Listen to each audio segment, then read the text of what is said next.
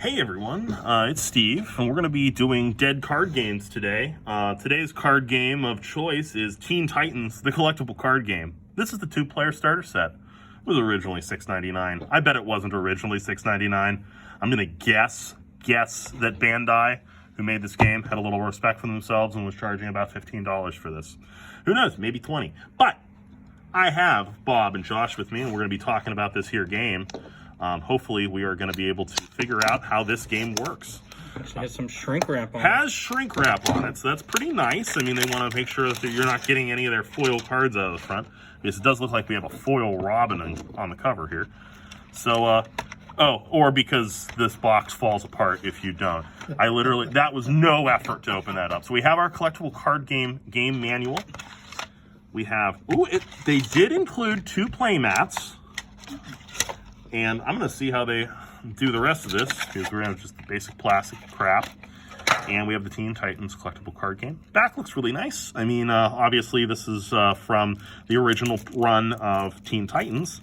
This is not the Teen Titans Go that if you have kids, you're probably it has blasting in the background for you in your life.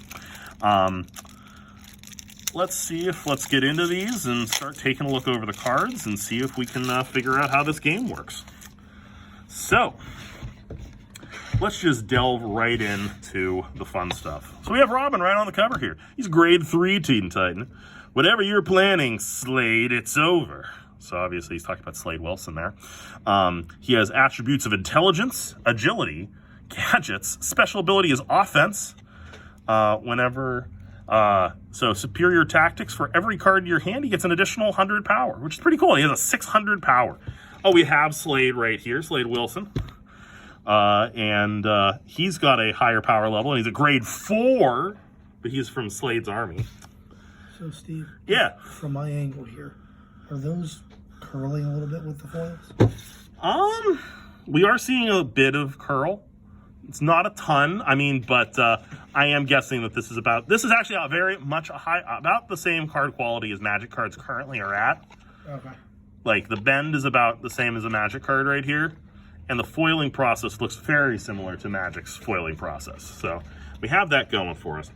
All right, so this is the first non-foil. This is Aqualad from the Underwater. We have 2 of them. We have a Beast Boy. He's a grade 2. We have Blackfire, which is obviously Starfire's sister. We have Cyborg. We have Raven. She's a grade 1, which kind of stinks.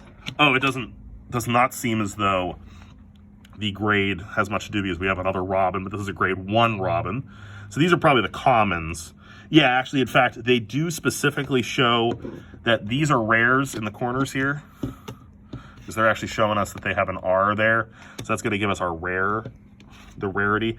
Aqualad is an uncommon, so is Blackfire. Blackfire is also an uncommon, and the rest of these we're looking at are commons. So they're probably going to be making up a good percentage of the deck. We have Starfire here.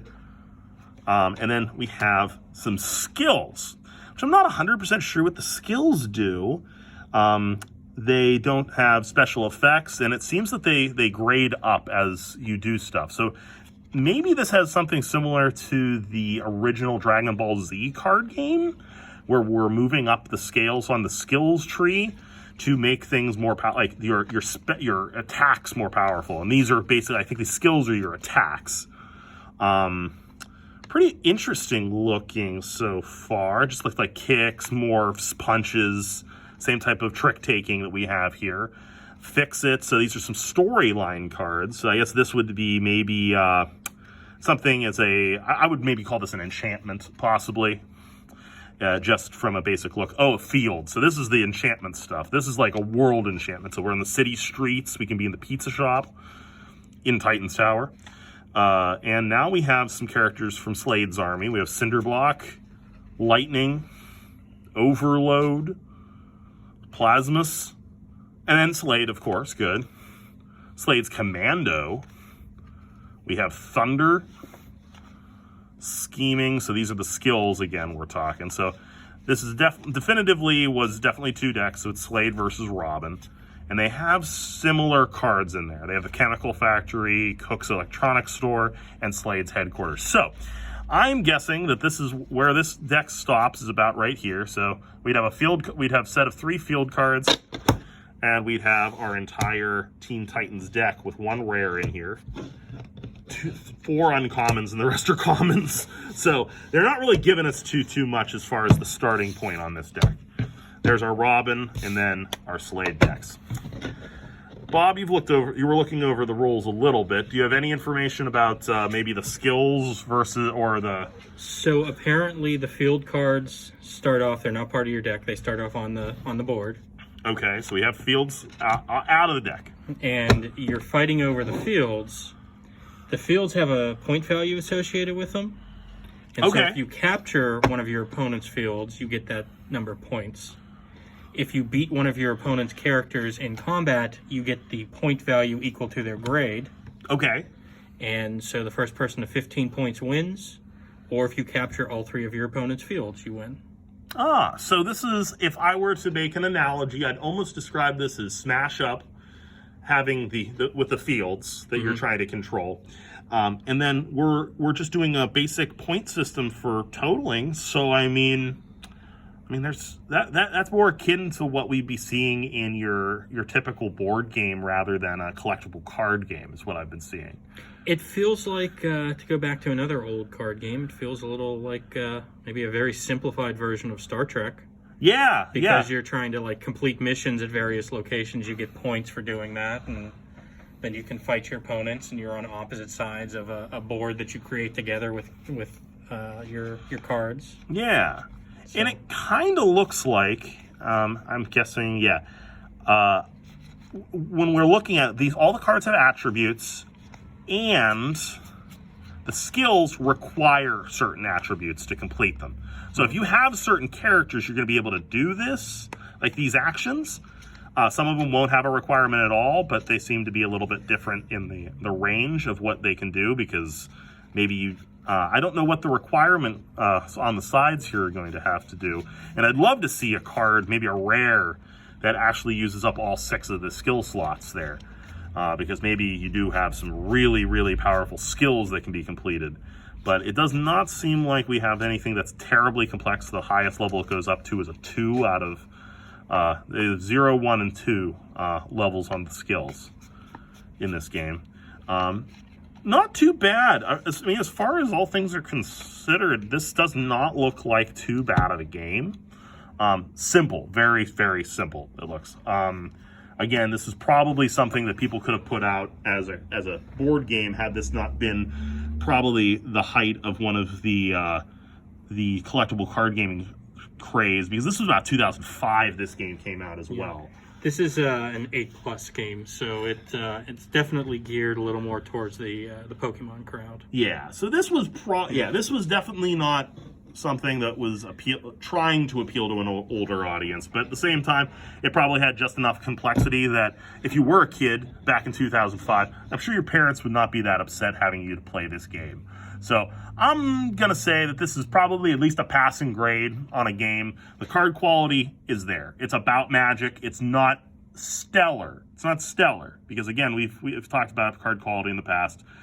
Card quality has gone down the chute over the last few years, but on the same time, we have seen card games that have way worse quality than this. So this one, I'm going to give it a passing grade, and I think we'll actually probably give this one a shot to play around with because it actually seems like it might have something a little bit more complex than other games we've looked at. So, you guys have any final thoughts about Teen Titans, the collectible card game? I like the foiling process on them. Yeah, it does look pretty dynamic. Like it's the times in which you feel like Magic cards pick out a certain color that looks beautiful, like purples in current foiling process always look good. Mm-hmm. This seems like they did a pretty good job on that. Like they're definitely accenting the right colors, and it makes it look nice.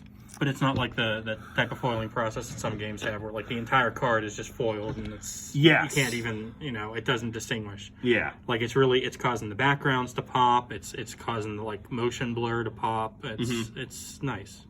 Josh, any thoughts? Just the whole package setup, I think it may have been a little easier too. Even we figured it out, but if they would have actually bundled the 2 decks separately instead of all in one. Yeah. So it seems like with other games, they always do that just so you, especially if it's a starter deck for new players, so you definitely know, okay, this is one deck, this is the other. Yeah, certainly. Yeah, it is weird they were together and that like both Robin and Slade were together, and then the decks are kind of, they weren't mixed up, but I mean, if they kept Slade as a divider or something, or flipped one deck around, or just put an insert in or something. Yeah. Wrapped them separately. Because, yeah, it does definitely feel cool to open it up and see, oh, Robin, and then Slade. You're like, oh, sweet, these are awesome characters. But then it's actually kind of has the opposite effect, because when you open up a game, it's nice to have a little bit of the variety hit, where you're not just starting with something good and it just gets progressively worse through the whole thing, because it did go from rares to uncommons to commons, basically, in the packaging. So, minor complaints, but I do think this one actually seems to have a little bit more legs than the previous games we've taken a look at. And like we said before, give us a passing grade. If you guys like this video, make sure to like, share, and subscribe. And we'll be back with more dead card games. Thanks. Bye-bye.